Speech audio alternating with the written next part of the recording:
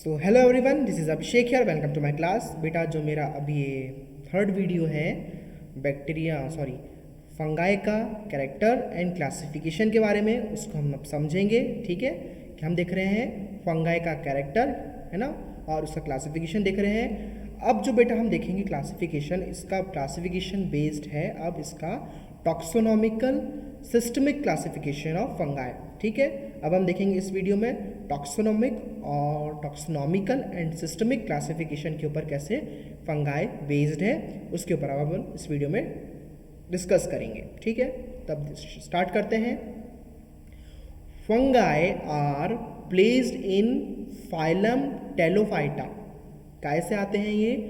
टॉक्सोनॉमिकल अगर इसका क्लासिफिकेशन करा जाए तो ये आते हैं फाइलम कैसे किंगडम प्रोटिस्टा एंड फाइलम टेलोफाइटा के अंदर आते हैं ये fungi. This classification of fungi is based on the sexual spore formation, यानी ये क्या कर रहे हैं, सेक्सुअली स्पोर फॉर्म कर रहे हैं। उसके अकॉर्डिंग जो इसका फाइलम है बेस्ड है जो टेलोफाइटा है वो किसके ऊपर बेस्ड है, सेक्सुअली स्पोर फॉर्मेशन करते हैं ये फंगाई, उसके अकॉर्डिंग बेटा ये बेस्ड है। ठीक है, there are 4 classes of fungi as follows. Fungi की कितनी क्लासेस है? 4 प्रकार की क्लासेस है बेटा। ठीक है, कौन कौन सी होती है? फाइकोमाइसिटीज, जाइगोमाइसिटीज, एस्कोमाइसिटीज, बेसिडोमाइसिटीज, ड्यूटेरोमाइसिटीज और हाइफोमाइसिटीज और फंगाई इम्परफेक्टी। ये सब क्या है? इसका क्लासिफिकेशन है, टॉक्सोनॉमिकल क्लासिफिकेशन है फंगाई का। कौन कौन से हैं? फाइकोमाइसिटीज और जाइगोमाइसिटीज और एस्कोमाइसिटीज, है ना, और बेसिडोमाइसिटीज, ड्यूटेरोमाइसिटीज, हाइफोमाइसिटीज और फंगाई इम्परफेक्टी। इन सब के बारे में बेटा हम स्टडी करेंगे। हम देखेंगे जाइगोमाइसिटीज के बारे में, हम एस्कोमाइसिटीज के बारे में देखेंगे, हम बेसिडोमाइसिटीज के बारे में देखेंगे और हम देखेंगे ड्यूटेरोमाइसिटीज के बारे में आगे स्टडी करेंगे। ठीक है, तो क्या है टॉक्सोनॉमिक classification?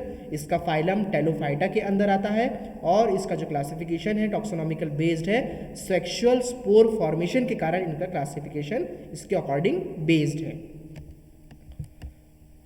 Division of fungi. Fungi में कौन कौन से डिविजन्स हैं? ठीक है, एक होता है जाइगोमाइकोटा, जो कॉमन नेम है इसका जाइगोमाइसिटीज। क्या है? जाइगोमाइकोटा और उसका कॉमन नेम है जाइगोमाइसिटीज। अप्रॉक्सीमेट नंबर ऑफ स्पीसीज, यानी जो जाइगोमाइकोटा डिवीजन है बेटा, इस डिवीजन में 600 स्पीसीज आती हैं फंगाई की। समझ में आ रही है मेरी बात आपको? जाइगोमाइकोटा के अंदर 600 टाइप के स्पीसीज होती हैं जाइगोमाइकोटा डिवीजन के अंदर। जाइगोमाइकोटा क्या है? एक डिवीजन है फंगाई का, उसके अंदर 600 टाइप्स ऑफ स्पीसीज प्रेजेंट है जाइगोमाइकोटा के अंदर। ठीक है, सेकंड है एस्कोमाइकोटा। एस्कोमाइकोटा के अंदर कौन कौन से हैं? ये बोलते हैं इसको सैक फंगाई बोलते हैं। सैक यानी कि बोरा। बोरा देखा है आपने, जिसमें गेहूं भरते हैं अपन, वैसा बोरा। ठीक है, तो सैक यानी बोरा, तो ये सैक फंगाई बोला जाता है इसको, जिसके अंदर बेटा there are around 35,000 species approx, यानी कि लगभग इसके अंदर 35,000 स्पीसीज होती है। एग्जैक्ट नहीं लिखा है इसमें, अप्रॉक्स लिखा है, यानी कि इससे ज़्यादा भी, लगभग बोलते हैं ना पर जब किसी बात को, तो यानी कि वो वैल्यू ऊपर नीचे हो सकती है। तो अराउंड 35,000 स्पीसीज होती हैं एस्कोमाइकोटा में। एक है बेटा बेसिडोमाइकोटा। बेसिडोमाइकोटा को क्या बोलते हैं? क्लब फंगाई बोला जाता है, इसका कॉमन नेम है क्लब फंगाई। ये सब क्या है बेटा? इनके साइंटिफिक नेम है और ये बाकी सब क्या है? इनके कॉमन नेम है। जो बेसिडोमाइकोटा का जो कॉमन नेम है वो है club fungi and there are 30,000 species in Basidiomycota. कितनी स्पीसीज है इसमें? 30,000 स्पीसीज है। ड्यूटेरोमाइकोटा, इसको बोलते हैं फंगाई इम्परफेक्टी।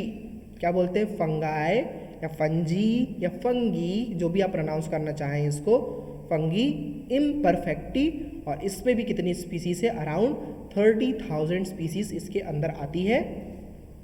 किस डिवीजन के अंदर? डिवीजन ड्यूटेरोमाइकोटा के अंदर। ठीक है बेटा, इसके बाद हम देखेंगे इसका नेक्स्ट। सबसे पहले हम समझेंगे जाइगोमाइसीटीज के बारे में। ठीक है, जाइगोमाइसीटीज में क्या होता है बेटा, हम क्या देख रहे हैं, जाइगोमाइकोटा देख रहे हैं, और जाइगोमाइकोटा में देख रहेंगे बेटा अपन जाइगोमाइसीटीज के बारे में। सबसे पहले 4 डिवीजन है इसका। जाइगोमाइकोटा क्या होता है और क्या होता है, एस्कोमाइकोटा होता है, बेसिडोमाइकोटा होता है और ड्यूटेरोमाइकोटा होता है। सबसे पहले अपन एस्कोमाइकोटा को पढ़ेंगे जिसका कॉमन नेम है जाइगोमाइसीटीज। ठीक है, इसके बारे में स्टडी करेंगे। The division Zygomycota contains the fungi called Zygomycetes। जो डिवीजन है बेटा जाइगोमाइकोटा, इसके अंदर जो फंगाई या फंगस प्रेजेंट रहती है उसका नाम है जाइगोमाइसीटीज। समझ में आया आपको मेरी बात? जो डिवीजन है जाइगोमाइकोटा, इसके अंदर जो फंगस प्रेजेंट है उसका नाम है जाइगोमाइसीटीज। ठीक है, there are lower fungi that have non septate hyphae.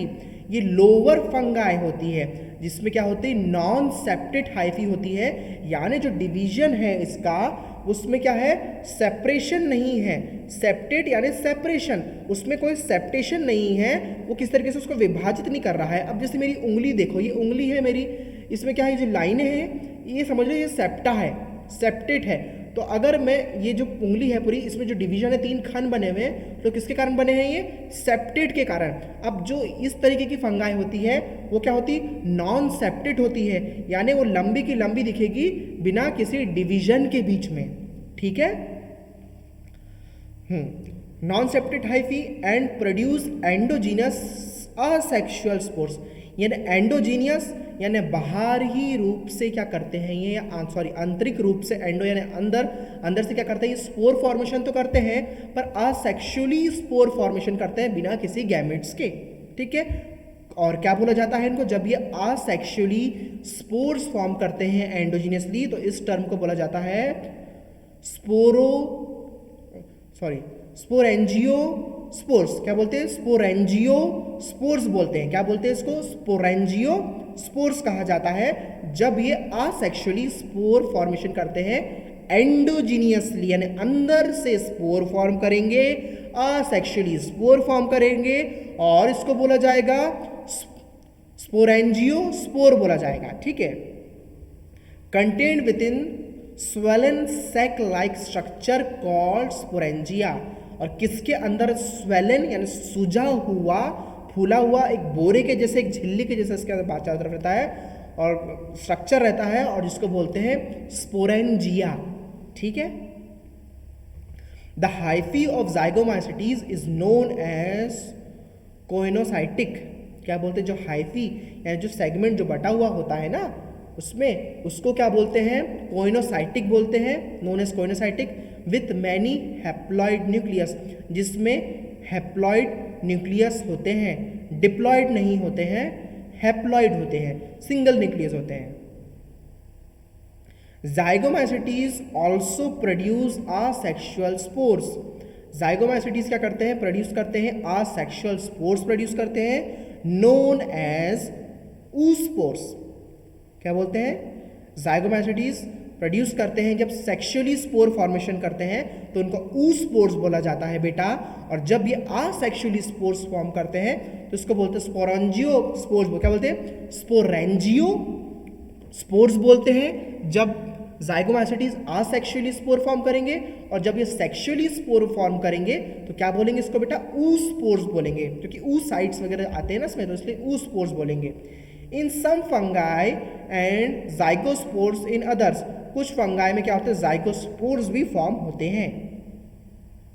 Zygospores are tough thick walled zygotes called zygospores. Zygospores क्या होता है, टफ रहते हैं, कड़क रहते हैं, थिक यानी मोटी उसकी वॉल रहती है, लेयर रहती है जाइगोट की इसमें, इसलिए इनको जाइगोस्पोर्स कहा जाता है। Zygospores that can remain dormant when the environment is too harsh for the growth of the fungus। Zygospore क्या करते हैं, रिमेन्ड डॉर्मेंट, रेसेसिव नहीं है, ये डॉर्मेंट है, यानी कि ये क्या कर रहे हैं, अपने अधिकार जमा के रख रहे हैं उस स्थिति में कि अगर when the environment is too harsh, अगर इन्वायरमेंट जो है सराउंडिंग है बहुत ज़्यादा कठिन होगी इसके लिए, तब भी क्या रहेंगे ये ग्रो कर पाएंगे, अपना ग्रोथ कर पाएंगे, चाहे इसको ऑक्सीजन ना मिले, चाहे इसको कार्बन डाइऑक्साइड ना मिले, चाहे इसको धूप ना मिले, चाहे इसको कोई न्यूट्रिशन ना मिले, तब भी क्या होगा, ये जाइगोस्पोर ग्रोथ कर पाएंगे। ठीक है, डॉर्मेंट होते हैं ये।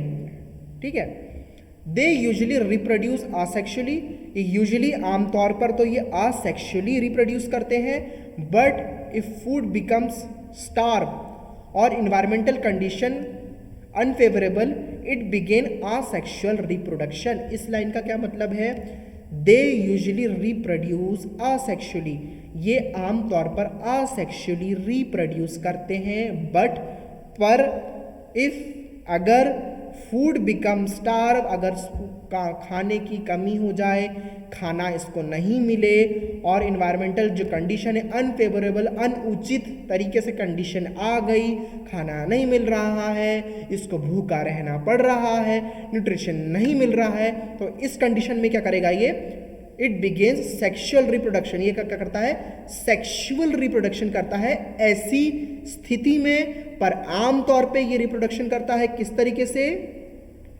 असेक्सुअली। ठीक है, अब नेक्स्ट पॉइंट देखते हैं बेटा, the zygomycetes also contributes to human welfare, यानी कि इंसानों की अच्छाई के लिए, अच्छा मतलब अच्छाई बोलेंगे, इंसानों की भलाई के लिए भी ये क्या होता है, ह्यूमन वेलफेयर के लिए भी यूज़ में आता है जाइगोमाइसिटीज। और उसके 600 स्पीसीज आपको बताया हूँ मैंने।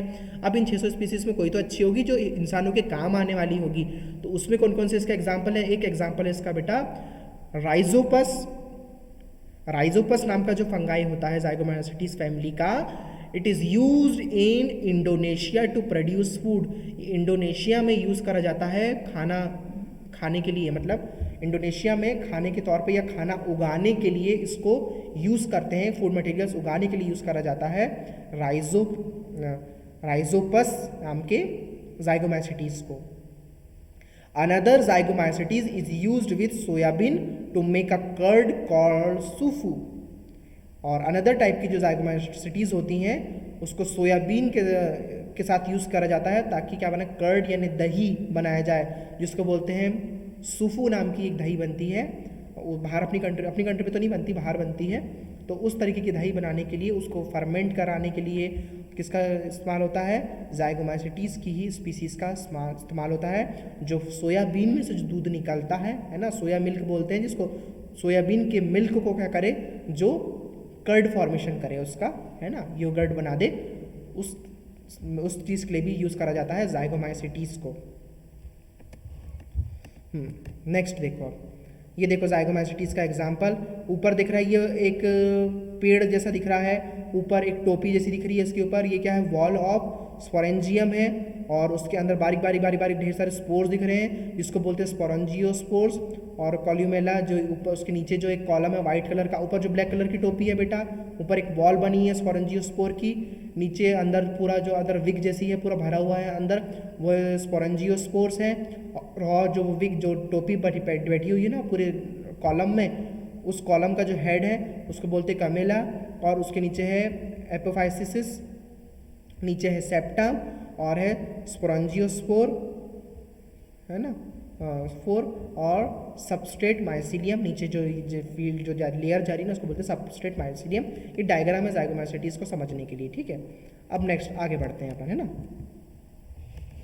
Ascomycetes, the division Ascomycota contains the fungi called ascomycetes. जो डिवीजन है बेटा एस्कोमाइकोटा, इसके अंदर कौन सी फंगाई होती है, उसको बोलते हैं एस्कोमाइसिटीज़ नाम की फंगाई होती है डिवीजन एस्कोमाइकोटा में। मैंने क्या बताया, इसमें 35,000 अप्रॉक्सीमेटली 35,000 स्पीसीज होती है इसके अंदर, are commonly known as sac fungi, जिसको सेक फंगाई भी बोला जाता है। They have septate hyphae add from exogenous asexual spores called conidia. इसमें क्या बोलता है, सेप्टेड हाइफी होती है, यानी जो इसका जो सेगमेंट है, यानी जो इसका ये बटा हुआ पोर्शन है बेटा, ये जो पोर्शन इसका बटा हुआ है, इसमें क्या है, सेपरेशन है। जो मेरा एल्बो क्या है, सेपरेशन बता रहा है मेरे हाथ का, तो उसमें भी क्या होता है, सेपरेशन होता है। सेपरेशन, है ना, सेपरेशन यानी कि उस सेगमेंट में अब आगे से नया segment. Hyphae add from exogenous asexual spores बनते हैं इसमें, जिसको कॉनाइडस का एग्जांपल है।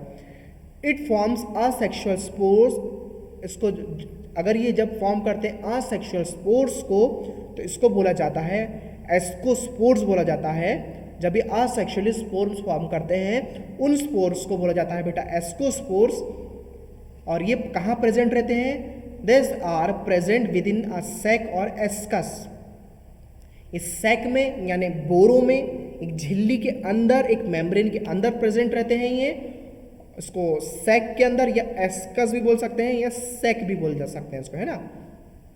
Asexual reproduction is common in the ascomycetes. Asexual reproduction common होता है एस्कोमासिटीज में and takes place by means of conidiospores. और किस में होता है ये? And takes place by means of, और कोनाइडोस्पोर्स के द्वारा क्या करते हैं ये स्पोर फॉर्मेशन करते हैं। It includes both east and filamentous fungi. इसमें दो तरीके के होते हैं, इसमें ईस्ट भी होता है और फिलामेंटस फंगाई भी होता है। यानी कि ईस्ट यानी उंगली जैसा मेरा सेगमेंट है ना, लंबे से सेगमेंट भी रहेंगे और उसके ऊपर एक गोल लॉलीपॉप देखा है आपने, लॉलीपॉप के ऊपर गोल रहता है, नीचे डंडी रहती खाने के लिए। नीचे क्या है वो डंडी फिलामेंट है और ऊपर जो लॉलीपॉप है वो क्या है ईस्ट है। तो इस तरीके का इसका स्ट्रक्चर रहता है। Many yeast genera are classified specially within ascomycetes. Many yeast genera are classified specially within ascomycetes. Ascomycetes के अंदर बहुत सारी जो ईस्ट की जो जेनेरा है वो क्लासीफाई होती है because of their sexual reproduction. मतलब क्या बोलने का चाह रहा हूँ मैं, जो बहुत सारी जो ईस्ट की जो जेनेरा होती है वो क्लासीफाई होती है एस्कोमासिटीज के अंदर, क्योंकि इनका क्या बिहेवियर है, इनका सेक्सुअल रिप्रोडक्शन वाला बिहेवियर के कारण एस्कोमासिटीज का या ईस्ट का सेक्सुअली रिप्रोडक्शन करने का नेचर के कारण ये इसकी जो जेनेरा है ईस्ट की क्लासीफाई होती है एस्कोमासिटीज के अंदर। Many species are quite similar and economically important. जो इसकी बहुत सारी स्पीसीज क्वाइट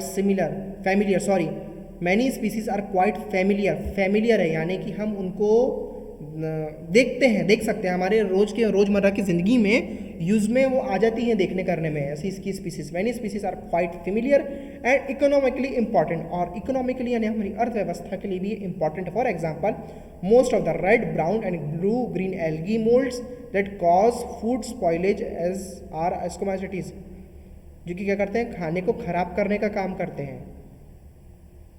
ठीक है, खाना जो खराब हो जाता है ना, बहुत जल्दी खाना जो आपका खराब होता है वो किसके कारण होता है? Red brown and blue green moulds जो होते हैं एस्कोमासिटीज़ के, वो खाने पे ग्रो करने लग जाते हैं जब जैसे जैसे खाना खराब होने लग जाता है, और इसलिए वो क्या करते हैं खराब फूड में इस तरीके से वो बनते हैं एस्कोमासिटीज़।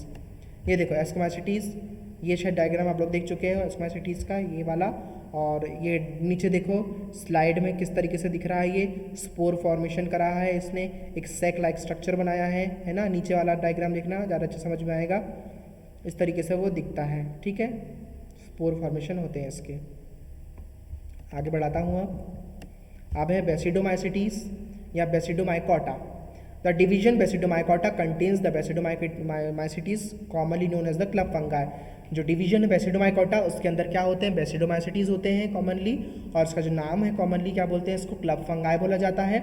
It forms sexual spores. ये क्या बनाते हैं? सेक्सुअल स्पोर्स बनाते हैं, जिसको बोलते हैं बेसिडोस्पोर्स बोलते हैं। क्या बोलते हैं? बेसिडियो स्पोर्स बोलते हैं। क्या बोलते हैं इसको?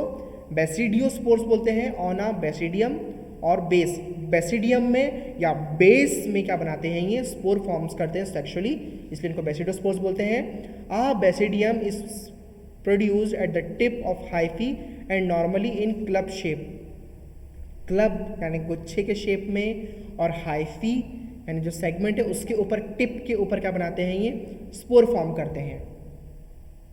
The basidiomycetes affect humans in many ways. Basidiomycetes affect करते हैं ह्यूमन्स को, इंसानों को बहुत सारे तरीक़ों से। कैसे? Many mushrooms are use as food throughout the world. यानी बेसिडोमाइसिटीज का एग्जाम्पल क्या है बेटा? मशरूम काय में आते हैं? बेसिडियोमाइसिटीज के अंदर मशरूम आते हैं, जिसको हम मशरूम को फूड के जैसा भी खाते हैं ना, टॉपिंग्स पे, पिज्ज़ा टॉपिंग में मशरूम देखा होगा, घर पे भी बनाते हैं मशरूम्स, है ना, कॉटन मशरूम और इस तरह की मशरूम उगाए जाते हैं खाने के लिए, ठीक है। तो वाइट मशरूम होते हैं, तो मैनी मशरूम्स क्या होते हैं, यूज़ होते हैं फूड के जैसे थ्रू आउट द पूरे वर्ल्ड में, है ना।